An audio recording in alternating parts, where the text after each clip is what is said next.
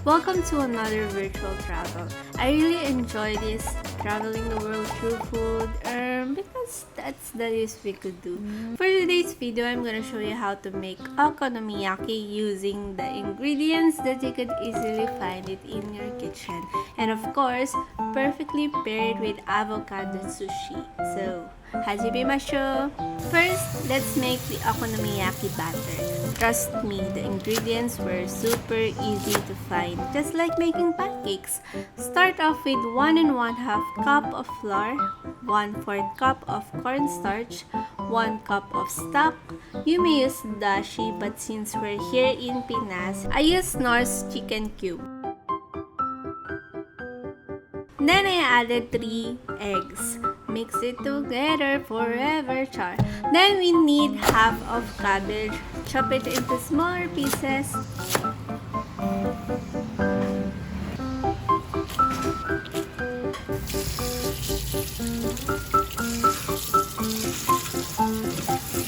Then for its meat, I use 1 piece of pork belly. You may use bacon instead.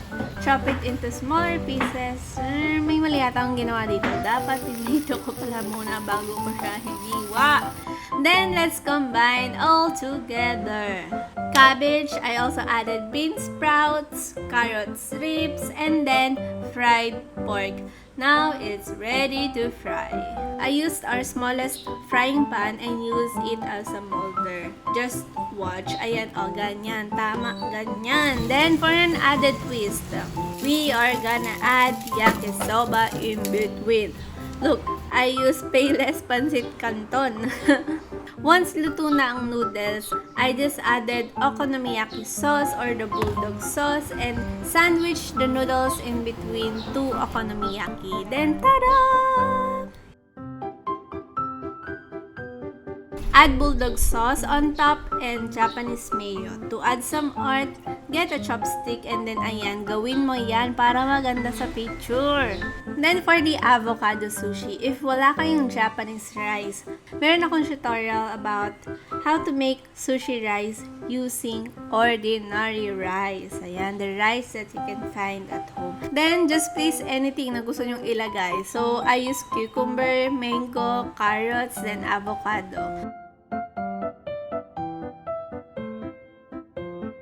Okay, so this one is super healthy. Then just roll it.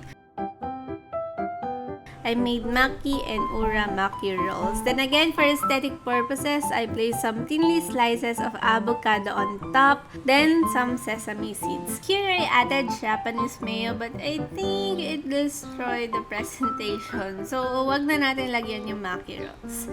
There you have it. Itadakimasu!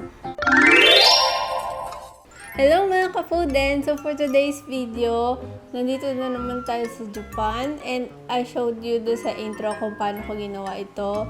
So we have okonomiyaki and avocado sushi. So what are we waiting for? Itadakimasu! Let's dig in! So ito ang ating first bite.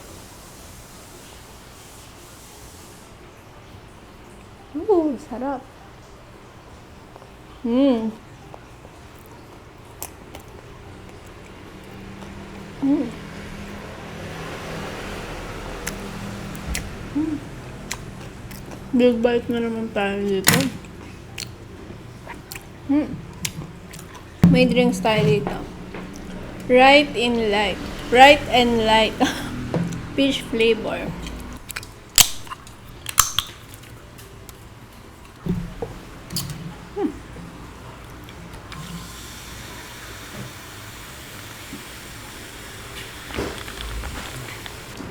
Bango.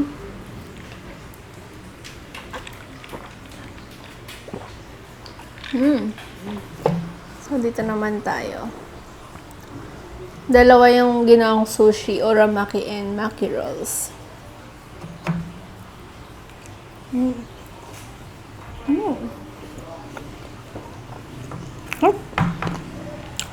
So, let's try this one. The okonomiyaki. It has yakisoba in between.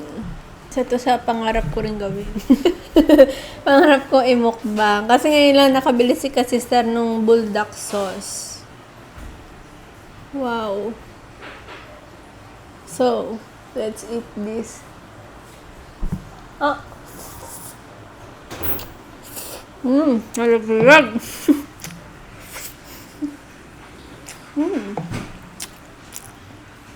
Sarap. Yung okonomiyaki kasi para siyang pancake recipe lang. Pero may gulay and everything. Yan. And halos same pala siya ng takoyaki. Takoyaki kasi yung bilog-bilog.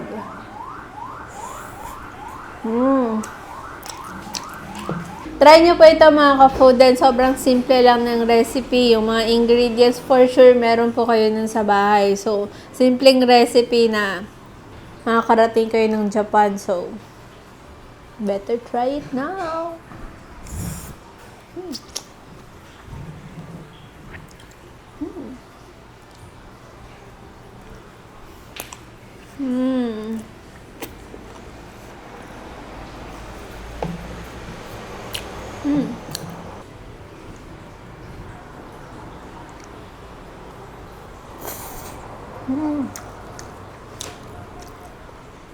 Para lang siyang malaking takoyaki, ganun.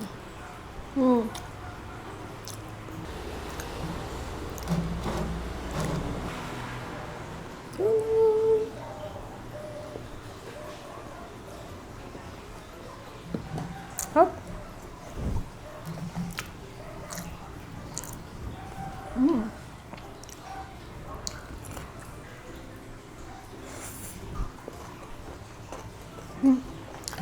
Hop. Healthy pa. Puro gulay yung laman.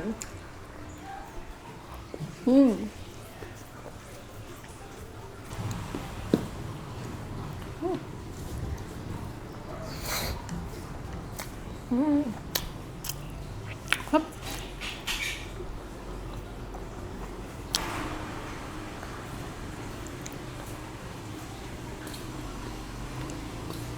Look.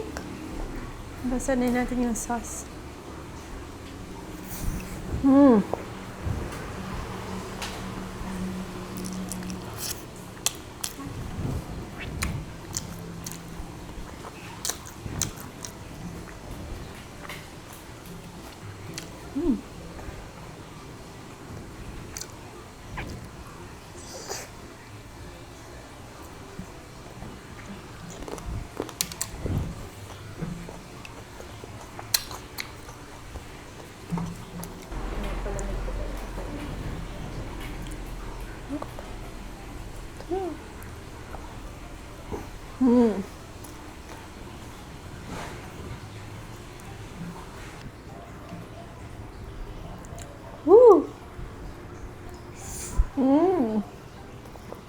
Sarap.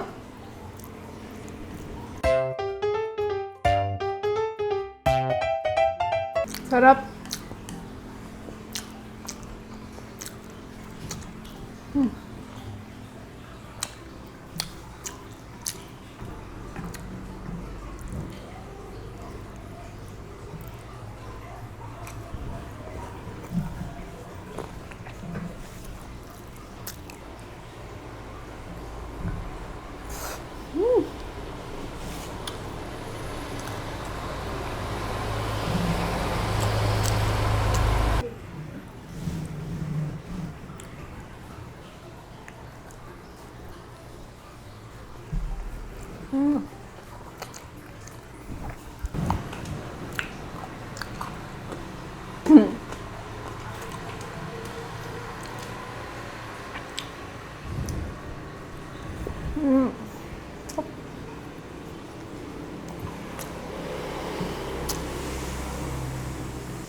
Mga ka-fooden, kung nag-crave kayo sa takoyaki, tapos, wala kayo nung panggawa, yung bilog-bilog, pwede yung ito na lang gawin nyo. Mas madali.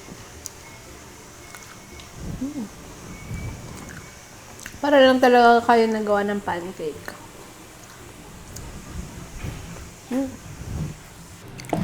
So, ito yung ating bulldog. Dagdagan pa natin.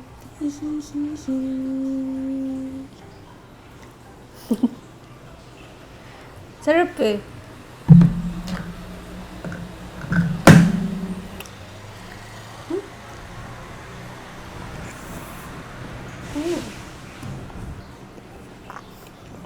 Kahit kumain.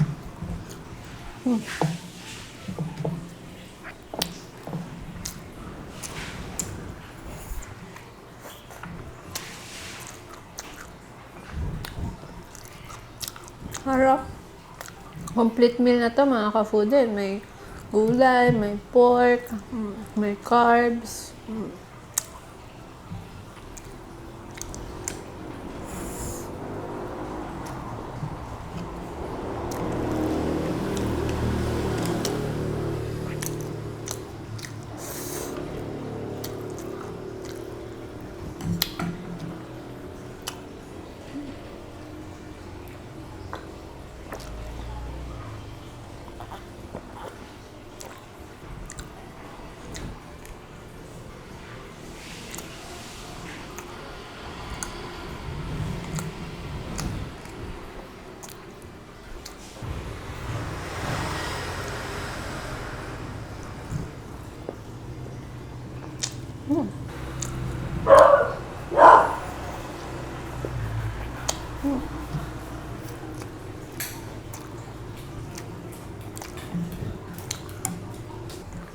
Alright, so last.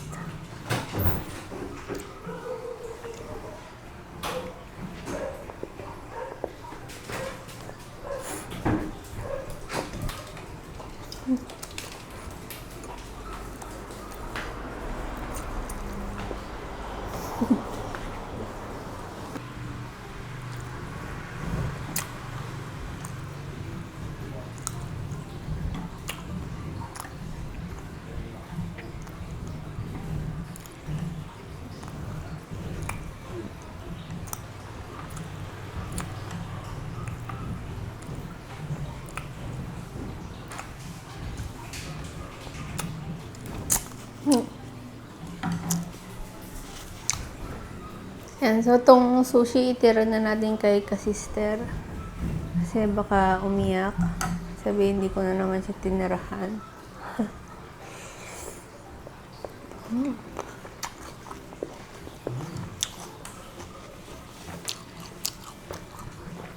Tap?